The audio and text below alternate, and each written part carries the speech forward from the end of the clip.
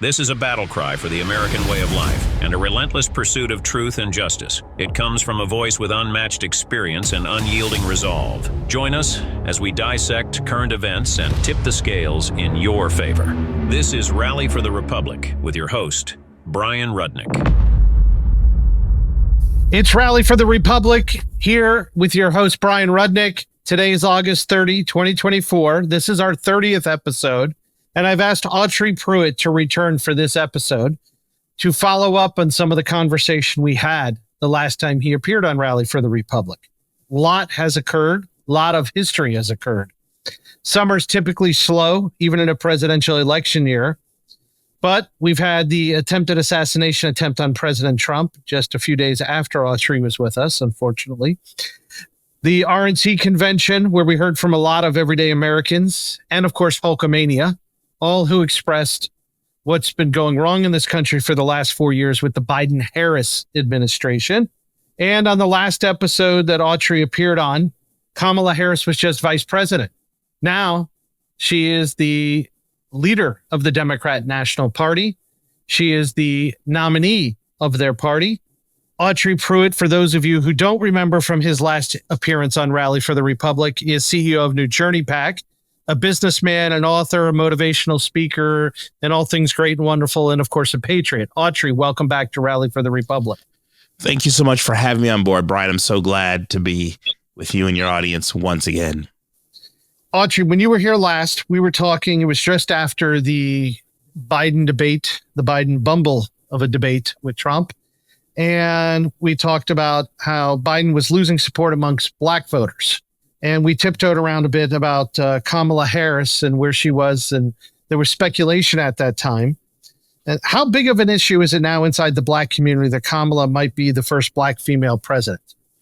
I think it's a big issue in the sense that, at least like among black males, it's a big issue in the sense that, oh, no, that's not somebody we need to be the first black female president.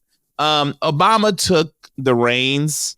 There's some push on the feminist left and on the black left coming from the female side to push this narrative about the first black female president. And there will be a big push in the media. But we're done with the first. Everybody's like, OK, we're done with the first because our economy is last. So pretty much black voters now are saying, you know what, we've done the first thing. So let's just move on to try to get our children first, our gas prices the lowest, try to put our schools first, our homes first. So I don't think it means that much unless you're on the left side of the aisle. Okay. So before we get into last night's CNN interview and how Donald Trump has been handling this new dynamic in the race, there's probably a lot of non-black Republican voters who want to talk to black American voters about the race and about why they don't think people should support Kamala Harris. Are there pointers you could give to these Republican voters about how to talk to black voters? Yeah, the pointers are similar to like we talked last time. You're going to talk to black voters just like you would talk to any other voters. The only thing is you're going to avoid noticing the race. The problem that Republicans do when they step in is they want to step in and they want to acknowledge race right off the bat. And I'm serious when I say this. Oh, I have a black friend. Well, like Chris Rock said, if you can count the number of black friends you have, you might be racist. But the way to talk to the black voters is to talk to them as regular voters, to say, I heard you're voting this election. I want your vote. This is why I deserve your vote. This is why Trump deserves your vote. If you're advocating or whomever you're advocating for, and you stick to those main issues. The economy's stupid, like James Carville said. You go to the next issue, which is the border. You can go to the next issue, which is education. Now, if they bring up the black experience, if they bring up black communication, then at that time, what usually is the best thing to do is probably to pivot. Is probably to say, I understand that in every community, there's sensitivities and concerns, whether you're in the Hispanic community, black community, and Jewish community. But what I want to submit to you is this. We can't even get to those concerns if you can't afford groceries. We can't get to those concerns if you don't have a job. So I want to get your vote so I can dive in and make sure you have the fundamentals. And once we have the fundamentals, then we can get into some of the nuance. So last time you were here on Rally for the Republic, we talked about Trump using the term black jobs. Yeah. That still seems to be coming up. Even Biden had been using it. And now Trump's getting a lot of grief from the media and the left for talking about whether or not Kamala is black. And, do you agree with Trump on this topic? Is he right to bring that up? Absolutely wrong to bring it up. She campaigned as Indian? He's wrong to bring it up. He's wrong to bring it up in several respects. The first reason is, what does that have to do with the prices of eggs in China? If you'll know that old phrase, right?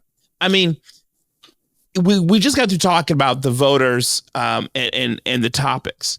Why are you talking about race? If you're the party that's saying, listen, race shouldn't matter anymore, color shouldn't matter anymore, we're all human, we're all one under God, then why are you the one going around making the race the issue? And when someone brings up the race, I would simply pivot. I would simply say, hey, I understand that pigmentation is your main focus, but the pocketbook is my main focus. The job is my main focus. I think I said it before on Rally for the Republic, or maybe it was I've done so many interviews recently. Maybe it was a different, but I said it before.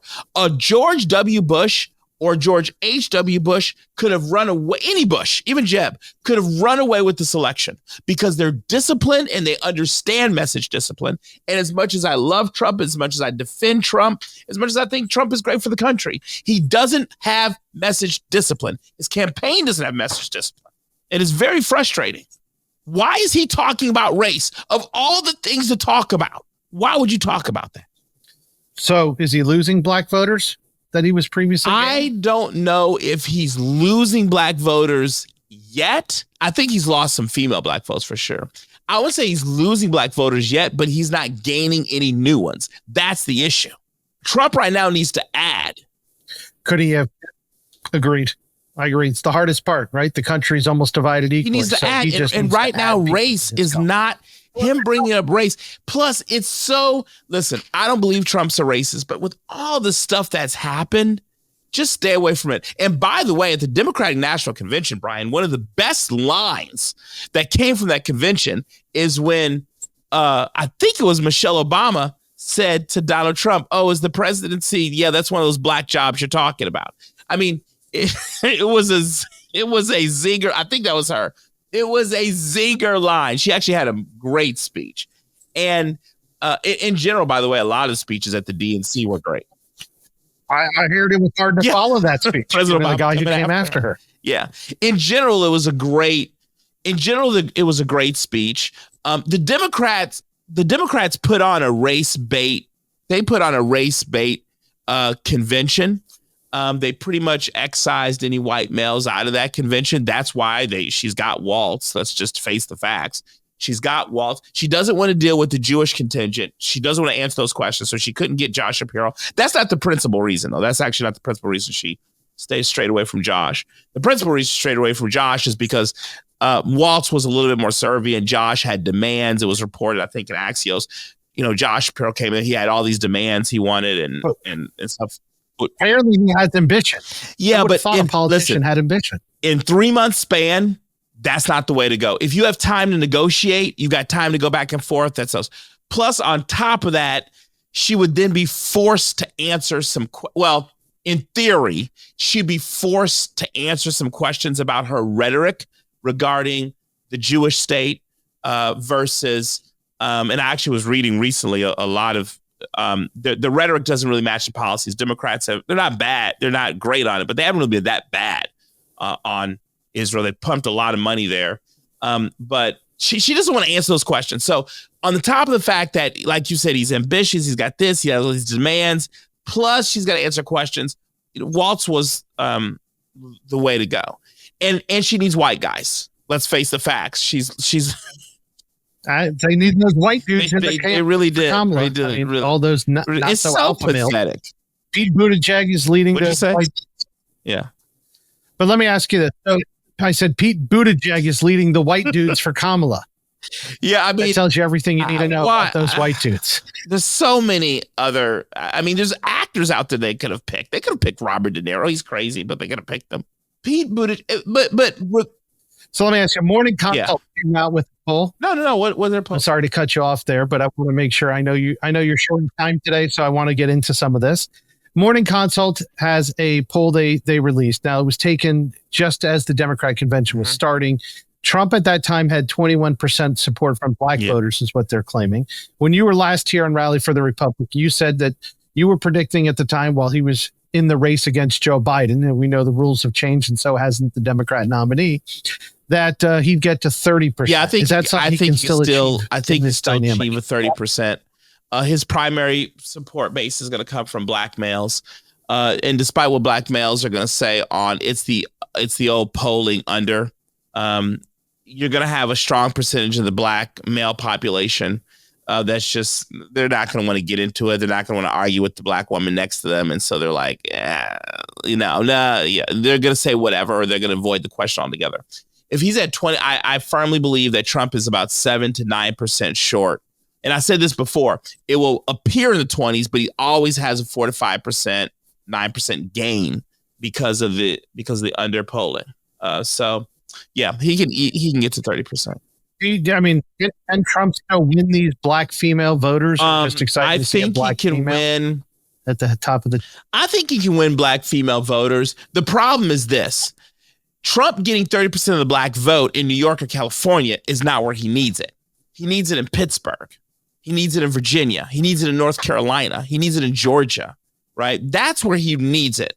So when we say, is he going to get 30%? Yes. But is he going to get 30% in Illinois? Probably. He can get more in Illinois. Is he going to get 30% in Virginia or Georgia? That's where it gets tighter. But he doesn't need to move 30% there. He needs to move 4%, 5%. So to remind Rally for the Republic listeners, you're CEO of New Journey PAC, an organization, and please correct me if I'm not explaining it properly, but it's an organization that does outreach to black voters throughout America. It does. And supports black candidates running for office. That's correct. We do outreach. That's our primary focus, is taking black voters and moving them from the blue column to the red column. But what has happened is that because the issues are really simultaneous, we're doing a new commercial soon. We're going to be putting out ads, and we're putting out things in this final push that are targeted towards everybody, because the issue set is built for both. We were founded in that right in the pre-BLM era, when there was still a lot of racial stuff. And now the Democrats have screwed up the economy so much that they've pretty much flatlined the race issue. And so our message is the same message that America First PAC is going to put out. So Kamala, along with Tim Walz, sat for the first major interview as the Democrat nominee with CNN's Dana Bash last night, and trying to do her job correctly, I guess. Dana Bash brought up how Trump has pushed the race card, pushed that he's questioning how black she really is because she campaigned for so many years as Indian. Previously here on Rally for the Republic, I brought up how California newspapers, when Kamala won her Senate race, referenced her along with C-SPAN as only being Indian American. And Dana Bash asked Kamala last night, is she black, and how to respond to Trump, and does she owe it to the American people to explain when she made that change? No, she doesn't owe to the American people to explain when she made that change. She owes it to herself to explain when she made her various changes. Her answer to Dana Bash last night was same old tired playbook. Next question, please. And then she laughed. But this is the thing. It doesn't, even though I have issues with it, it doesn't move a vote right now. Harris claiming she's not black, Indian black, flip-flopping back and forth is a part of a story, but it's not a vote mover. For Dana Bash to focus on that, also too, this is what bothers me. We all are caught up in it. I shouldn't say we all, but we're caught up in it because it's sensational. If you really want to talk about Harris, talk about her policies. she shouldn't even mention her race at all. She should have just stayed to her policies. The fact that Dana Bash went in there mentioning race all was so that there could be a focus on Trump's proclivities to actually always talk about race with her. That's why it was done. It was not done to expose. Dana Bash may be a almost traditional journalist from the 50s and 60s era, but she's still a lefty. It was not done. Race was not done to actually really challenge Kamala. It was done to leave inroads to leave bait for Trump, which he takes, for us to talk about Trump's racial issues, because CNN's audience doesn't care. The little audience that they've got, they don't care. So it was not done for that. And so I think that's why I said she doesn't owe. Politics has changed, Brian. I really believe this. Politics has fundamentally changed. The way we look at the country has changed. Even how the government operates has changed. And right now we're in an era where most of this stuff does not matter. So does Kamala owe an explanation to the American people on whether she thinks herself as Indian or black? No, right? What she does owe an explanation on is fracking. What she does owe an explanation on is, do you want to take away private schooling? Do you like vouchers? That she owes explanation on things that actually affect us, not the color of her skin and where it relates to her. You are listening to Rally for the Republic with your host, Bryan Rudnick. So on the point of her policies, I mean, she's not backtracking on anything, according to last night's interview. She's embracing the Biden-Harris agenda, and she's proud of it. I mean, so apparently they've saved manufacturing jobs in America. Does Black America see it the same way? Does Black America think that the Biden-Harris administration has done that sees it that way? I don't think Hispanic America sees it that way. Even Jewish America doesn't see it that way. That they haven't been done a solid in any. No, we love it when the Vice President of the United States slaps the Prime Minister of Israel. I mean, it's exactly. I mean, this is, no one sees it that way, let alone Black America. And you can roll back to Trump and see, right? So you saw Black teenage unemployment down, Black adult unemployment down. You saw Black home ownership up, Black net worth up, Black increase in credit and credit scores up under Trump, Black business growth up under Trump. And then if you drop Black from that, you saw that across the board with everybody else. So Harris, Vice President Harris, once again, is not focused on anything related to real mainstream America. And that's because she doesn't come from real mainstream America. What's crazy is that they tried to do this campaign with her where she works at McDonald's. Now, that's actually something she could talk about. Oh, I worked at McDonald's. What do you mean you worked at McDonald's? Come on. Does anybody really believe that? You know, did you really work at McDonald's? Look at her history. Kamala Harris didn't grow up. Vice President Harris didn't grow up like the average of any American, Hispanic, Black, Jew, doesn't matter. You know, she grew up as an upper crust. Look at how she made it into politics, her entree through Hollywood. If anybody, J.D. Vance, who's not probably at the top of my favorite list, but J.D. Vance, if anything, and they're trying to reverse it on him. The Democrat media right now is actually trying to take JD and cast him as some type of aristocrat. The actual person who did grow up in Appalachia, the actual individual who did have nothing at all for his name. The actual individual who even now you can look at him and say, yeah, you didn't really grow up with money. You got around it later, but you didn't grow up with it. You know, you could tell his hair. They pointed out something with his haircut in New York or something the other day. You know, that's because he's a white boy that grew up in Appalachia that's had to try to chameleon himself to be in a world that he wasn't born into. Versus Kamala looks natural in that world. She looks natural among the elite. That's where her cackle and laugh comes from. I'm sure she only buys those pantsuits at JCPenney's. Right. She probably had a made of Paul Stewart. For those of you as Rush Limbaugh, you say a real Lindo, Paul Stewart is a upper class tailor in New York City. I don't know if they still exist, but anyway. So going back to the policies, I mean, are you able to identify, is anybody able to identify when you're doing this outreach to Black America, the policies that the Biden administration has put in place to help Black America? that Joe Biden reversed all the things. Not to help anybody. I mean, the one, I guess you could say the one policy that you're able to identify. Well, actually, that is not even really a policy, because sometimes their policy doesn't match their rhetoric. But the one rhetoric that you're able to identify is their anti-Israel, anti-Jewish state rhetoric. So, I mean, but that doesn't really help black folks. Maybe might help some. Well, I don't know. The Democratic Party is convincing Black America that the plight of Palestinians this is the run. This is a real classic tactic. It was done with the LGBTQIA community.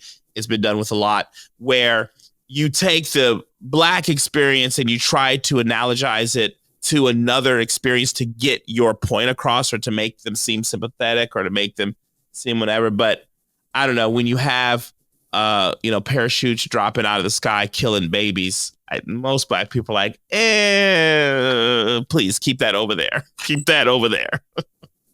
So while I know you said we shouldn't be addressing Kamala's race, or whatever race she is she the DEI nominee? I would say, actually, I don't think she's the DEI nominee. She is not the diversity, equity, inclusion nominee. She is the default nominee, actually. If we would have had another vice president, same thing would have happened. Think about, in this short of a time frame, when Biden left, and I actually believe that they knew he was going to leave, and he was going to leave early. I've thought a lot about this, right? I don't think those right. They were like overnight. Right there. So I actually believe that where we are is she was the default, and any vice president would have been the default. So as much as we Republicans would love to say, oh, she's the DI hire, she's the DI nominee, or whatever the case may be, in reality, she wasn't. She was the default. Now, what helped her accelerate a little bit was the fact that they could leverage a little bit on the race factor. So that probably gave her some momentum that she wouldn't have had, but not much. At this stage of the game, rather not we like it, she was the closest thing to a president, and she could have all the trappings. She has Air Force Two. She has the Secret Service. People still treat her with the trappings of the presidency. And that has a lot to do.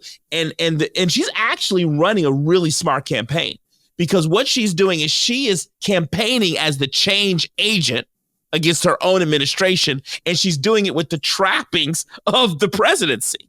That's why they shipped Biden's butt off to California or wherever they shipped him off to during the election. And now he's sitting in Delaware last time I knew, is because they want her to have the trappings of the presidency, but still be able to call her the change agent, right? And if you've noticed, they've refrained from calling her Vice President Harris. I actually think that we as Republicans, conservatives, should be saying Vice President Harris every time we get, to make these people remember that she is a part of, and she was the leader of, the Harris-Biden administration. And by the way, we should say Harris and Biden administration, because Biden was a dead man standing because he couldn't walk. So with that in mind, and the last few minutes here we have together today, how is this dynamic that had changed this summer impacting what you and your organization right are doing now, to help move the vote? How it impacts? Originally, we were going to run some ads against Biden that were more racially targeted. With Kamala Harris, we actually are doing the opposite. We don't think it benefits us to talk about race with her. Trump has overdid it. A lot of Republicans overdid it. So how it impacts us is we're actually going to run mainstream ads, a lot in majority Black areas, but we're targeting anyone in those areas, because most of middle America and mainstream America's life sucks because of the Harris and Biden administration. And what else are you hearing? I mean, Kamala wouldn't talk to the media directly. Apparently, she was pretending to talk to voters directly, but you and your team are out in the field talking to these voters. So what are you really hearing? What are you hearing? This is what we're hearing from the DNC side that actually could help. And they're being smart about this. They're positioning they're positioning Kamala Harris, Vice President Harris, as just fine. She's just okay. She's not going to be crazy one way, not going to be crazy the other way, which I think she is going to be a crazy leftist, but she's just fine. Even kill. No, she's moderate. How They're could you going to think present otherwise? her as they're presenting her as calm, moderate. Look at her convention speech, short. Get her in, get her out. Doesn't spend too much time on TV. One interview, and what you're hearing is actually having an effect because some people in the black community are starting to say, "Well, okay, she's not that bad. Yeah, she's a little shaky here. She's with this Biden administration. I don't know, but maybe she's not that bad, and we just sort of wait it out in this weird way. We'll maybe get a little bit better, and then we can be past Trump and all that and do something else." That's what they're hoping for with the independents or the Democrats who are starting to lean a little bit towards Trump and didn't admit it. So there actually is there's a message there. The DNC knows there's a message there. The Harris campaign is smart. They're not dumb, and Republicans they should be very, very cautious in thinking that the Harris campaign is idiotic. So let me ask you, there's a topic, in her many flip-flops that they're uncovering, right? And there's the economic flip-flops and the fracking flip-flops and so forth. There was, Kamala's a cop, and now she's a cop. But in 2019, she thought that we were embracing cops too much. And I'm not just talking about where she ended up with the Minnesota bail fund in 2020, but she's caught on video talking that we need to reduce the amount of police officers on forces, that we need to reduce the amount of police officers in school. So when Black America hears, because obviously there was a lot of talk, especially in 2020 and leading into it in 2019, of how Black America felt towards police officers, how does that talk and rhetoric, how does Black America react to that? Is Black America anti-cop? Do they support defund? No, that's pretty much just coming from the far left, and you've seen this in Chicago. The problem is this. It takes 60 to 90 days for a message before voting to really sink in and start to resonate. Vice President Harris was on such a shortened timeline that even for the Trump campaign to begin to push out her negative policing messages, her flip-flopping, it's not enough time to take hold. It's just not enough time to take hold.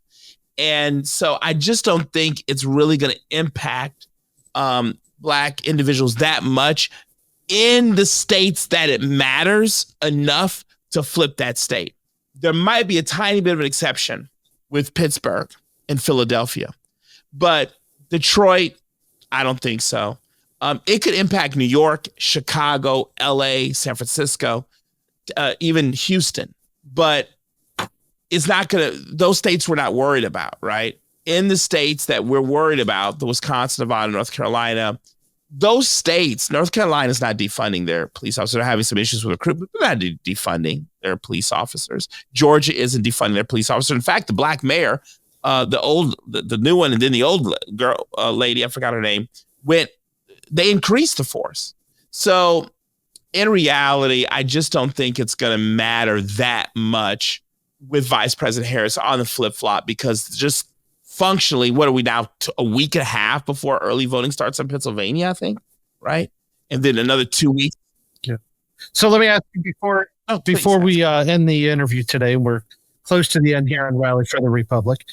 The New Journey PAC's always involved in races besides one for the White House. And on Rally for the Republic, I'd like to talk about congressionals and remind people that there are down ballot races they need to focus on too. Are there races that you're focused on for congressional senatorial that they should get an update? We're going to, I mean, I know in the past, for John James, people like and who's the lady we just did? John James, and we actually have. We want to put out some stuff for District 1 in Florida to push out stuff against, what's her name? Gay Valamont, because we feel that she's an extreme leftist. She's actually not in with a Black opponent. I believe Matt Gaetz, is that correct, is her opponent there? We have something we really, really detest, Gay. She is a very strong left progressive, and she has very, very ambitious dreams, including the dreams of trying to do things in such a way to flip the state of Florida. So we want to stay away from her. But our focus really is, 98% of our spending is really on and going to be on the presidential election this year. And the reason for that is because we feel that if we can't hold Georgia, if we can't do something about Michigan, if we can't do something about Pennsylvania, we're going to have problems with Black voters moving forward. And the way to hold those states is to hold them with the presidency. Is there anything else you want to bring to the attention of the Rally for the Republic listeners? I always have stuff to bring attention to the listeners. One thing I want to talk about just real quick, I just want to say, Rally for the Republic, although we're talking about elections, remember the most powerful thing is post-election. What happens after the ballots are cast? And one of the biggest concerns I have, and we saw it before, is that there's this dead period if President Trump wins, where the current administrative state is going to do everything they can to sabotage and set up for failure the new administration coming in. And I want to say that we should begin to really think about that, how we start stopping, because this is their new strategy. They did a little bit in Bush, but they really did it in Trump, that in between an election, when they don't get someone they want, they'll do everything they can to cover up, to hide, and to put their levers on to destroy the next administration coming in advance. And by the way, a lot of that legal trouble came from that. And then also the second thing is, don't forget about the importance of the federal court system. We have to remember the importance of the system. We have Jack Smith is running around like a crazy person. I don't even understand it. I just do not understand it. Back, your last point about the transition of administrations. I remember the famous story of how the Clinton team removed the W from the keyboards before George W. Bush got to the White House. And that's a minor one. Versus with the Trump administration, they sent the FBI in there when they didn't have a White House counsel yet. They didn't know what was going on. They just sent the FBI to wander around, and that's how we ended up in this mess in the first place with all this, the first set of impeachment. So Rally for the Republic means you're rallying now, but the real rally, the real republic, has to be saved and guarded during the transition period and even during the administration period, because most of the people in the government are on the left side of the aisle. Well, Autry Pruitt, CEO of New Journey PAC, I thank you for appearing a second time on Rally for the Republic in our 30th episode, another milestone, another 2 milestones, really. So I appreciate you making the time available to us. I know you're very busy trying to help save the Republic, and hopefully the Rally for the Republic listeners understand how vital your insights are. So thank you. Been a great honor, sir.